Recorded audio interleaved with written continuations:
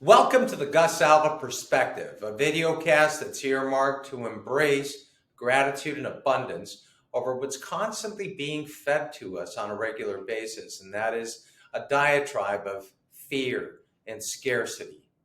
The topic that I'd like to touch on today is, do you count yourself lucky? Have you ever heard somebody mention, you are so lucky that you have X, Y, or Z, without really comprehending that what they're ascribing to you is basically a stroke of luck, a stroke of fortune, over really not taking into consideration the process that you've gone through to attain a certain title, a certain position, a certain uh, whatever. So let's walk through this a bit. We all create our own luck, and that becomes an important issue. As I have students that shadow me and track what I am doing, they oftentimes will remark on the fact that I am fortunate to be in a position in which I'm being sought after, or there is something that's being tasked on me that is a really unique opportunity or unique experience.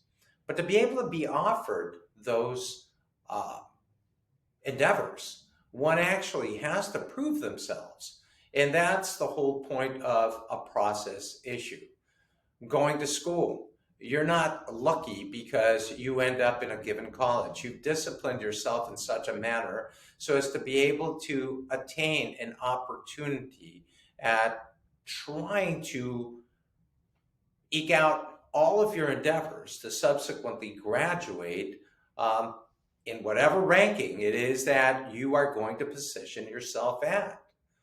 You're not just lucky if you land a given role in a theater play or some sort of a drama production in college or outside of that.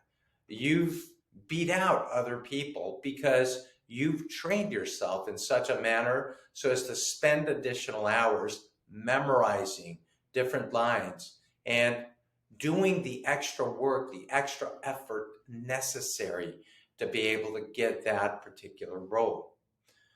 Effort really is equatable with success.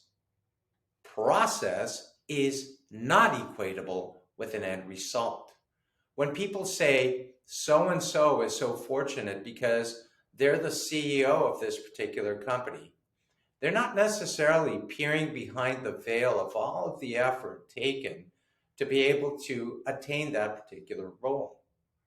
But every single one of us has that opportunity to further create that so called perception of luck.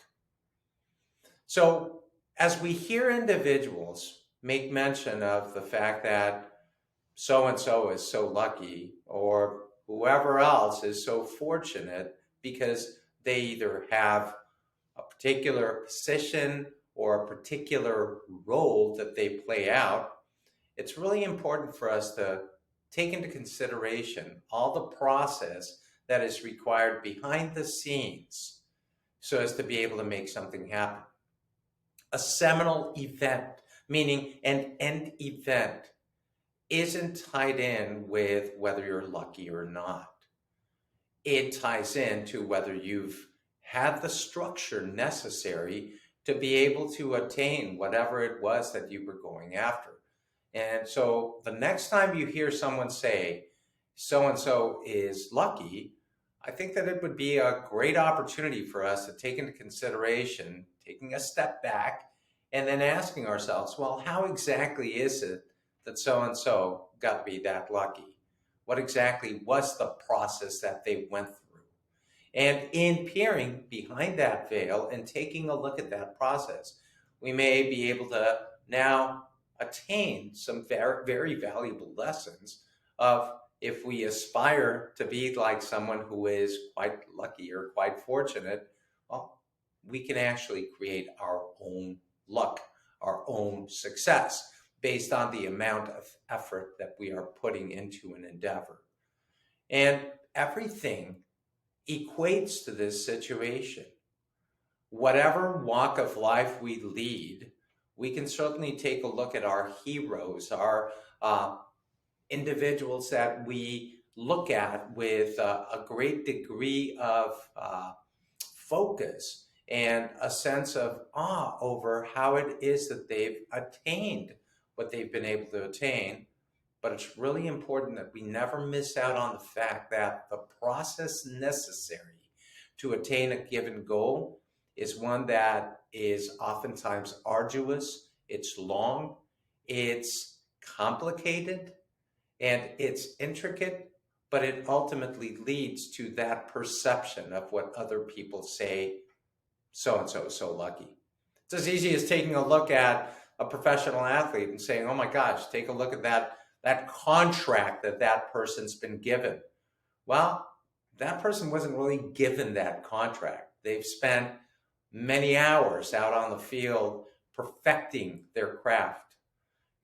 I'm reminded of an ex-neighbor who unfortunately has passed, but Kobe Bryant was certainly no slouch when it came down to being the first person in a workout room and in the practice floor, and then staying longer than other people, even after everybody had left.